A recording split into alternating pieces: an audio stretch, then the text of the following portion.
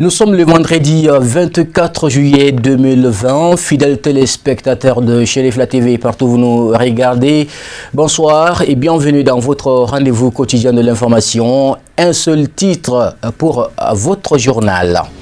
Examen de fin d'année scolaire dans notre pays. Comment les acteurs du monde scolaire accueillent-ils l'annonce de ces dates en cette période de crise sanitaire? Élément de réponse dans ce journal à suivre. Mesdames et messieurs, voici pour le menu de votre journal. Bonsoir.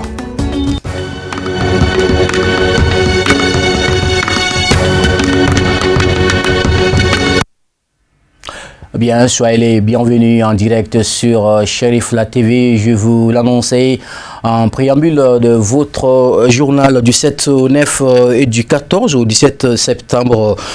Se dérouleront respectivement les épreuves écrites des examens de fin d'année scolaire du DF, diplôme d'études fondamentales ainsi que du baccalauréat malien. Comment les dates celles-ci ont été rendues publiques depuis le 16 juillet dernier? Dans quel état d'esprit les acteurs du monde scolaire accueillent-ils ces dates et sous quel angle se préparent-ils afin de relever le défi d'une année scolaire troublée par la pandémie de Covid-19 et ses conséquences désastreuses? Élément de réponse dans ce dossier réalisé par Samaïra Sanogoye Nohumkone. Une année scolaire pas comme les autres, prolongée après avoir reçu de plein fouet l'impact de la pandémie du Covid-19. Les dates des examens de fin d'année scolaire sont enfin tombées comme un coup péré. La date que nous avons reçue la semaine passée, on s'attendait déjà à ça, mais on ne s'attendait pas que ça allait être rapide autant que ça aussi. Quand on regarde, parce que toujours il faut avoir un regard de l'autre côté qui sont dans les écoles publiques, parce que sans les écoles publiques aussi, les écoles privées ne vont pas marcher du tout.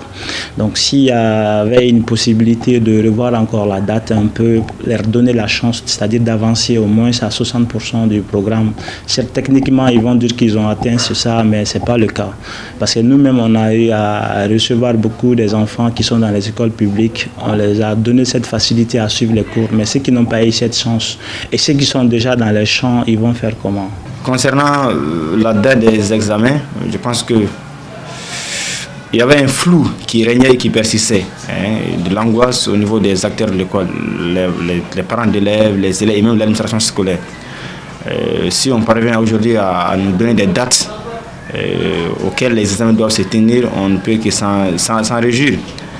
Parce que, comme on le dit, à des situations exceptionnelles, il faut des mesures exceptionnelles. Donc chacun doit s'y adhérer et s'y s'adapter. Et nous sommes prêts, je pense que les enfants aussi sont conscients qu'ils doivent être prêts les jours de l'examen, quelles qu'en soient les dates. Mieux vaut tard que jamais. Défi donc relancé. Quelle stratégie pour le relever? Il faut savoir faire face aux défis qui existent actuellement. La date est venue, qu'est-ce qu'on doit faire? Maintenant, vu que ça reste encore, on peut voir techniquement 1 mois et quelques jours encore, nous allons intensifier encore les exercices avec les enfants. Nous allons les exhorter à réviser beaucoup les cours à la maison et nous allons aussi les exhorter à ce que chaque fois les enseignants sont disponibles au sein des écoles pour qu'ils puissent passer là où ça ne va pas, ensemble on va corriger. Il faut être pédagogue, il faut informer les enfants, sensibiliser les enfants pour dire malgré les différents mouvements, les différentes situations indépendantes de notre volonté, nous devons faire un résultat qui soit à la hauteur. Mais il faut mettre les enfants dans le bain. Il faut les motiver, les encadrer, les suivre et les encourager pour qu'ils n'y lâchent pas. Parce qu'il y a eu un temps mort qui est passé. Donc après ce temps mort, les enfants doivent se ressaisir. Et nous, en tant qu'acteurs, en tant qu'encadreurs, nous devons les suivre pas à pas, pour qu'ils ne se découragent pas. Il faut accélérer la formation, profiter de ce temps-là qui nous est donné davantage. C'est un bonus pour nous. Donc nous devons en profiter. En tant que parents d'élèves, il doit aussi surveiller les enfants à la maison. Ne pas les laisser relâcher. Malgré une année scolaire émaillée par des arrêts de travail des enseignants et des troubles de la pandémie de la maladie à coronavirus, l'espoir semble être permis côté élèves. Oui, l'espoir est permis pour nous. Parce que si l'année est avancée, on peut s'exercer et on peut réviser beaucoup. On continue avec le cours, on comprend avec les enseignants. Ce que j'ai à leur dire, c'est ulcer les ceintures et être courageux en classe et suivre les explications et d'arrêter de s'amuser. Parce que si on est des candidats, il faut qu'on doit travailler bien pour réussir. Les épreuves écrites du diplôme d'études fondamentales DF se dérouleront du 7 au 9, le baccalauréat malien du 14 au 17, Institut de formation des maîtres du 14 au 18, certificat d'aptitude professionnelle CAP du 23 au 26 et les brevets de techniciens du 28 septembre au 2 octobre. Bonne chance à tous les candidats. Justement, bonne chance à tous les postulants. Justement, je vous rappelle que les dates sont prévues pour le 7, 9, 14 et 17 septembre prochain. Autre actualité dans ce journal, campagne agricole 2020, le marché des herbicides et pesticides a été fortement touché par la crise sanitaire. Quel impact sur la production agricole cette année? Que pensent les acteurs de cette situation? Élément de réponse dans ces dossiers est signé Amadou Kamara et Nohum Kone. Les avantages des produits utilisés pour la protection des cultures ne sont plus à démontrer. Sans eux, la moitié des récoltes serait perdue. La qualité sanitaire des denrées agricoles serait compromise et l'on ne pourrait répondre à la demande alimentaire nationale. Le secteur a été fortement touché parce que les herbicides, on ne les fabrique pas ici, on les importe. Donc avec la fermeture des frontières et le non-mouvement entre les pays, nous importons surtout de la Chine, de l'Australie, des Pays-Bas, les insectes, et les pesticides et les herbicides et les semences maraîchères, beaucoup sont importés. Donc ça a été impacté à cause du coronavirus et avec la réduction des mouvements entre les pays et même les marchandises. Les insecticides ont un grand rôle, ça nous aide à nettoyer les champs. Et après semis, avant semis, même ta cour simple, si c'est envahi par les mauvaises herbes, tu ne peux pas t'asseoir dedans et tu n'as pas de membres pour venir enlever avec la daba, tu peux utiliser les herbicides pour enlever. Il joue un grand rôle dans l'agriculture. Dans la nature, les cultures se défendent naturellement contre les maladies, insectes ravageurs et mauvaises herbes. Les défenses naturelles étant parfois insuffisantes, les pesticides ou produits phytopharmaceutiques font partie des solutions techniques utilisées par les agriculteurs pour combler la protection de leurs récoltes. Cette année, la campagne agricole 2020-2021 quand même a été une campagne agricole qui connaît une particularité par rapport à l'approvisionnement en produits phytosanitaires, notamment les herbicides et les insecticides. Nul n'est sans savoir de ce que le monde est en train de traverser cette année par rapport à la maladie Covid-19, la maladie coronavirus 2019. Donc vraiment, ça a été une année perturbée. Donc aucun pays n'a été épargné, surtout nous au Mali ici en tant que pays continental, nous avons été vraiment touchés. Nous avons été touchés parce que nous importons à travers des ports des pays voisins comme le Sénégal, comme la Guinée, comme la Côte d'Ivoire. Donc vraiment ça a quand même affecté notre système d'approvisionnement. Qu'à cela ne tienne, nous avons quand même pris des dispositions pour que les stocks que nous avons à nos niveaux ici puissent être vraiment distribués dans tous les coins et recoins du Mali, là où les agriculteurs en ont besoin. Donc là où nous sommes maintenant, certains produits sont en rupture, mais d'autres aussi sont là toujours, Dieu merci, mais quand même ça va affecter la campagne. Et on va tirer les leçons dans les années à venir pour éviter des situations comme ça. Dans cette optique, les maladies, insectes ravageurs et mauvaises herbes font obstacle au bon développement des cultures. Les produits phyto permettent de préserver l'aspect et le goût des aliments ainsi que la qualité technologique des récoltes et leur bonne conservation, d'où leur importance. Les produits phytosanitaires, les herbicides, les insecticides, ce sont des intrants qui sont indispensables aujourd'hui pour la production agricole. Pour qui veut faire du bon rendement dans son champ, ne peut pas aller sans les bons intrants agricoles. L'agriculture ne peut pas aller sans les intrants agricoles. Donc il faut que les paysans sachent cela. Parce qu'avec la pluie, les changements climatiques, la pluie n'est pas comme avant. Ça peut prendre du retard, comme ça peut venir plus tôt. Bon, quand c'est comme ça aussi, les herbes aussi poussent conséquemment. Bon, quand les herbes poussent jusqu'à un certain niveau et essayent de dépasser les cultures, donc là, il faut les appuyer. C'est avec les herbicides et les insecticides qu'on appuie les cultures et qu'on les donne de la force. C'est comme l'être humain qui a besoin aussi de l'eau, qui a besoin aussi de manger. Donc, à un moment donné aussi, les cultures ont besoin d'être traitées, les cultures aussi ont besoin d'être fortifiées par ces produits phytosanitaires. Donc, les intrants, quand même, sont indispensables pour qui veut faire du bon rendement. Comme on est en train de parler sur les produits phyto, tous les produits phyto que nous commercialisons au niveau de la Sojeba, ce sont des produits qui sont homologués, en bonne et due forme. Ce n'est pas parce qu'il faut se lever, un paysan ne doit pas se lever comme ça et aller acheter les produits sur le marché. Il y a toutes sortes de produits sur le marché. Donc quand j'ai parlé déjà de la stabilité des prix, malgré la maladie à coronavirus, il n'y a pas eu de changement chez nous. Les prix sont restés comme tels et on a même fait des réductions pour un peu accompagner aussi nos producteurs. À noter qu'un pesticide est une substance utilisée pour lutter contre des organismes considérés comme nuisibles. C'est un terme qui rassemble les insecticides, les fongicides, les herbicides et les parasiticides, conçus pour avoir une action biocide. Pour que les récoltes soient bonnes, les cultures doivent être protégées contre les maladies, les insectes ravageurs et les mauvaises herbes. Voilà, très bonne pluviométrie pour les agriculteurs ou toute autre chose dans ce journal. L'environnement constitue un des piliers fondamentaux de la survie de l'humanité. De nos jours, cette créature divine souffre des feux de brousse et de la coupe abusive des arbres, des actes qui ont des retombées négatives sur l'humanité.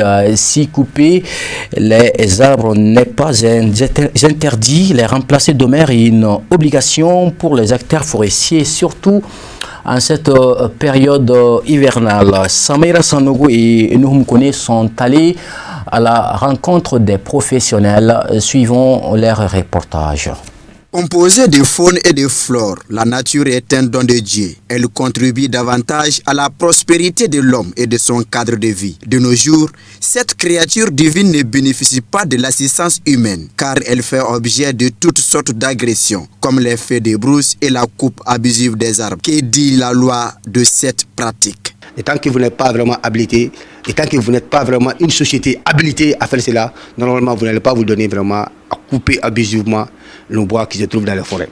Et donc, faute, il y a aussi, je peux dire aussi, alors des personnes mal intentionnées, alors qui s'entretiennent des relations avec vraiment les villageois, ils viennent de donner des miettes, et ceci s'en donne aussi vraiment, pour vraiment, alors, donner des coups de fouet anarchiques vraiment à notre forêt, d'où la déforestation illicite. Alors nous avons vraiment au sein de notre département, avec à son temps vraiment mettre en place des systèmes pour pallier à tout cela. Essayer de sensibiliser le maximum des jeunes, essayer de sensibiliser la population, essayer de sensibiliser la société civile pour que nous puissions vraiment donner à fond afin de lutter et de pallier contre ce fléau qui est vraiment la coupe abusive du bois. Réglementé par la loi, par non-respect de ces principes établis, quelle retombée sur l'homme en cas de coupe sans contrôle des arbres? Quand on se donne le fouet de couper abusivement le bois, moi je pense que vraiment ça, nous n'allons pas léguer un avenir futur aux générations futures.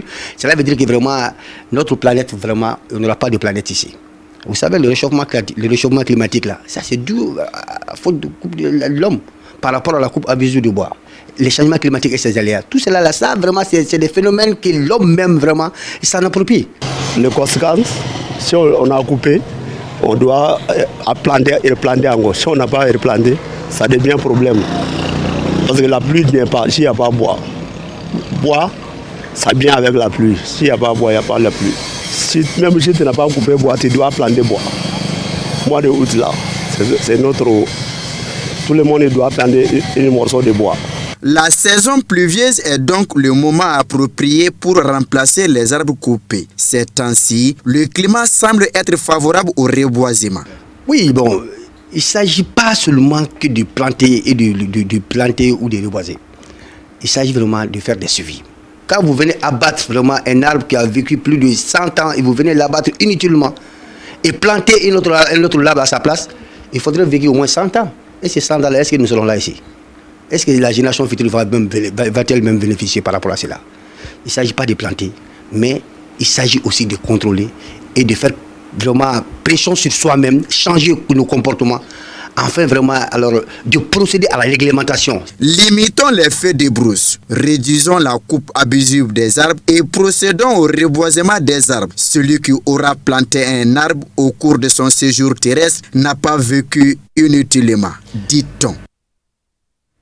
Tout à fait, Samira Sanogo. Couper les arbres nécessite forcément une autre implantation. Le dossier de la rédaction traite aujourd'hui l'apport des secrétaires généraux dans le fonctionnement des administrations en cas de longues vacances des postes ministériels, comme c'est le cas présentement au Mali.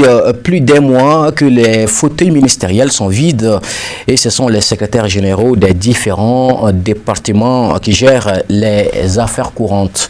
Marie Diallo et Baba Keita nous en disent plus. Le secrétaire général, placé sous l'autorité hiérarchique du ministre, l'assiste dans l'exécution de la politique gouvernementale et dans l'administration du département. À cet effet, il est chargé notamment de la coordination des activités des différents services du ministère dont il s'assure du bon fonctionnement, de la préparation et du contrôle de l'exécution des décisions ministérielles, de l'information du ministre sur l'état de fonctionnement de son département et particulièrement sur la gestion des crédits du ministère, des relations et de la coordination avec les autres départements ministériels en vue de l'exécution des décisions interministérielles, de la centralisation, de la répartition et de l'expédition du courrier, du contrôle et de la présentation au ministre des projets d'actes soumis à sa signature. De surcroît, il gère les affaires courantes du département en cas de vacances du poste ministériel. Cela met en exergue la continuité de l'administration. Depuis la démission du gouvernement, nous avons reçu une lettre du secrétaire général du gouvernement instruisant aux secrétaires généraux de traiter toutes les affaires courantes. Donc par affaires courantes, pour que les secrétaires généraux puissent mieux comprendre qu'est-ce qu'on entend par affaires courantes, le Premier ministre même a réuni l'ensemble des secrétaires généraux pour expliquer le contenu même de cette notion d'affaires courantes. Donc ça veut dire qu'il ne faudrait pas qu'on se limite uniquement à traiter les courriers uniquement, mais qu'on essaie de voir toutes les urgences qui peuvent venir. Donc si ça demande l'intervention des ministres, lui, le Premier ministre, est là pour pouvoir prendre les décisions à la place de tous les ministres. Donc nous avons bien compris cette instruction et les secrétaires généraux sont en train de travailler dans ce sens. Donc on peut dire que ça coule dans ce sens-là, parce que les affaires courantes, les courriers ordinaires, la réception des usagers, le traitement de leur correspondance, tout cela est fait normalement. Donc comme vous le savez, cette situation a trouvé qu'on a mis en place une organisation même de nos structures déjà au regard du coronavirus. Donc en compte tenu de cela aussi, donc les choses se passent normalement. Bon, le message que j'ai à lancer, c'est qu'il faut que les uns et les autres comprennent. D'abord la population que les secrétaires généraux, les départements continuent à faire le travail, on peut dire à la hauteur de normalement, conformément aux instructions de la primature. Et en ce qui concerne les affaires courantes, qui est suffisamment élargie, suffisamment compris par les secrétaires généraux. Et du côté de nos cadres maintenant et des responsables des départements, pour que les programmes de travaux qui ont été mis en place puissent s'exécuter conformément aux instructions du monsieur le Premier ministre. Après la mise en place du nouveau gouvernement, le secrétaire général est tenu d'informer le nouveau ministre des actions menées, qu'elles soient en cours ou terminées. Nous continuons toujours avec ce journal, la mission des 5 chefs d'État ouest-africains dirigés par le président en exercice de la CEDEAO, Mahamadou Issoufou, et président du Niger. Après fin jeudi soir, 23 juillet, si ces derniers ne désespèrent pas de trouver un compromis pour l'opposition, les lignes n'ont pas évolué. La CEDEAO renouvelle son soutien au président Ibeka. Commentaire signé Moussa Fomba.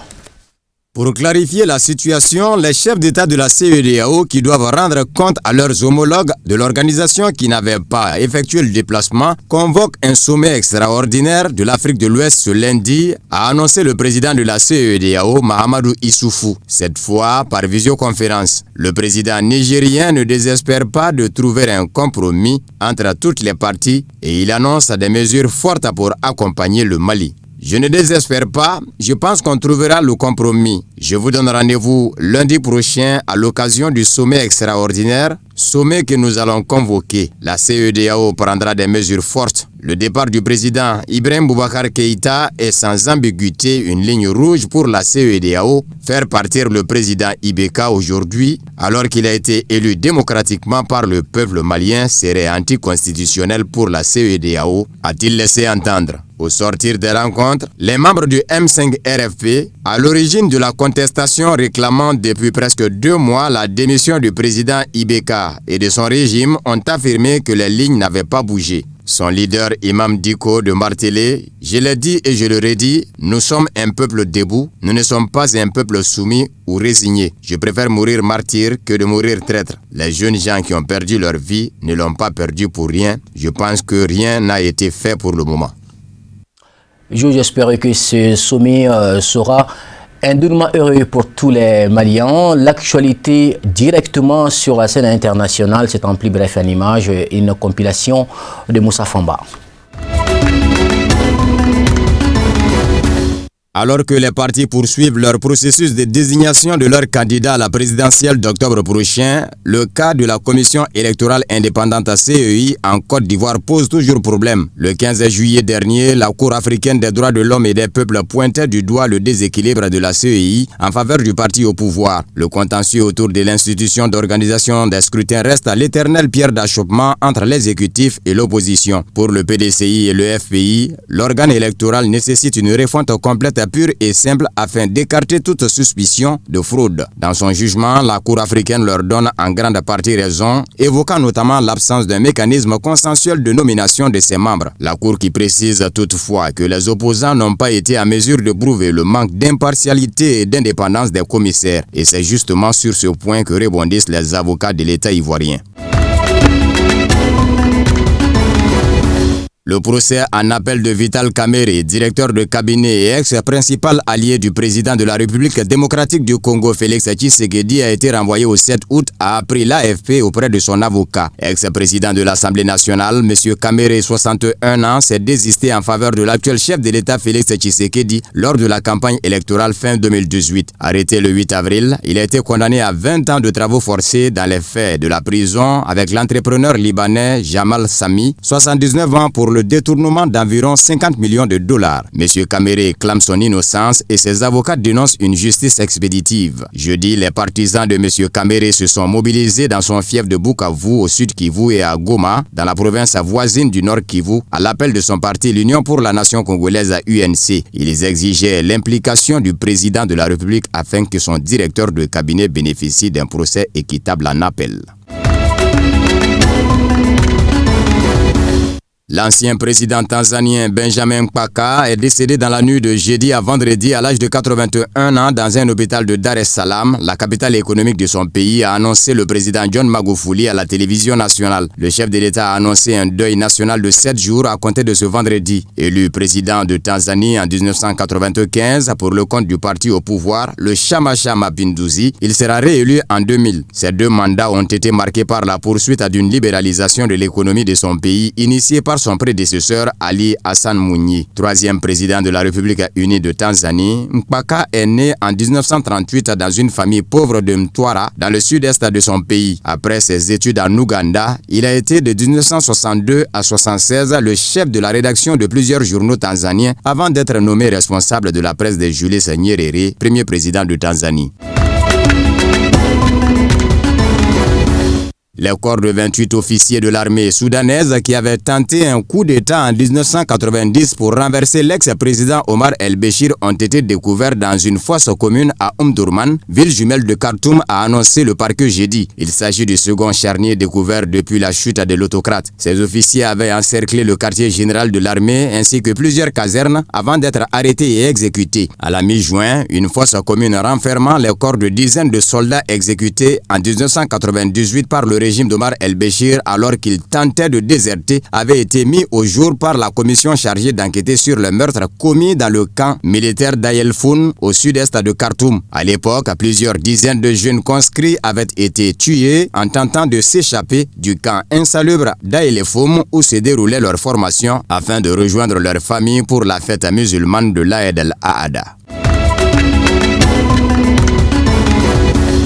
Des milliers de Turcs, dont le président Recep Tayyip Erdogan, ont afflué vendredi autour de la mosquée Hagia Sophia, non turque de l'ex-basilique Sainte-Sophie d'Istanbul pour les premières prières du vendredi, depuis que le chef de l'État a rétabli son statut de mosquée il y a 2 semaines. Cette mesure a suscité la colère de certains pays, notamment la Grèce, qui suit de près le devenir du patrimoine byzantin en Turquie. Le pape François s'est aussi dit très affligé par cette reconversion. Des récitations coraniques avaient lieu dans la matinée à Sainte-Sophie avant la prière du vendredi à laquelle plusieurs hauts responsables étrangers ont été invités. Le président Erdogan est arrivé sur place vers midi. Comme un symbole, Recep Tayyip Erdogan a choisi pour la première prière le jour du 97e anniversaire du traité de Lausanne qui fixe les frontières de la Turquie moderne et que le président appelle souvent à réviser.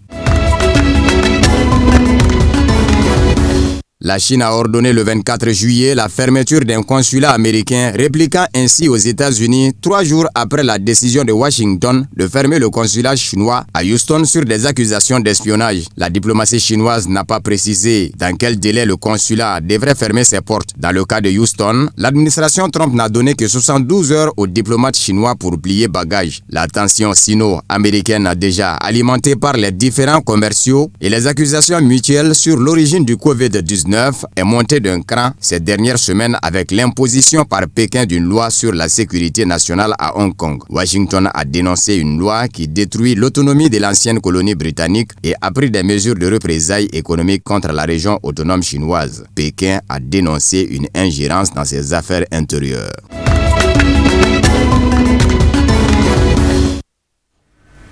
Et ce journal s'achève ici. Merci à vous de l'avoir suivi. Merci à la régie, à la réalisation et à l'ensemble du personnel de la rédaction. Et également merci à vous qui nous avez suivis depuis vos localités respectives. Ne quittez pas, d'un moment à l'autre, vous pourrez suivre le journal en langue nationale Bamanakan avec Kafouné Batili. D'ici là, portez-vous bien et bonne suite de programme de Cherif La TV.